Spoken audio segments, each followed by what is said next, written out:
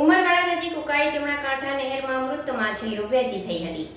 સિંચાઈ માટે અંકલેશ્વર અને હાંસોડ તાલુકાની જીવાદોરી સમાન ઉકાઈ જમણા કાંઠા નહેરમાં માછલાના અનેક તર્ક વિતર્ક સર્જાયા હતા. માછલાના ટપોટપ મોત પાછળ સવાલ ઉઠ્યા હતા. માછલા ક્યાંથી મૃત પામ્યા તે તપાસનો વિષય બન્યો હતો. અંકલેશ્વરમાં ચાલુ વર્ષે માછલાના મોતની પ્રથમ ઘટના સામે આવી છે. સૌને આશ્ચર્ય, પ્રથમ વખત અંકલેશ્વર અને હાંસોટની જીવાદોરી સમાન ઉકાઈ જમણા કાંઠાની નહેરમાં માછલાના મોત થયા છે. અંકલેશ્વરમાં પડી રહેલા અનરાધાર વરસાદને લઈ નદી નાળા છલકાઈ ઉઠ્યા છે. ત્યારે સુરત જિલ્લામાંથી અંકલેશ્વરના પાનોલી થઈને ઉમરવાડા થઈ વિવિધ ગામના થઈ હાંસોટના છેવાડાના કંટિયાજાળ સુધી વહેતી ઉકાઈ નહેરમાં ઉમરવાડા નજીકથી સવારથી જ મૃત માછલા કેનાલના પાણીમાં વહેતા જોવા મળ્યા હતા.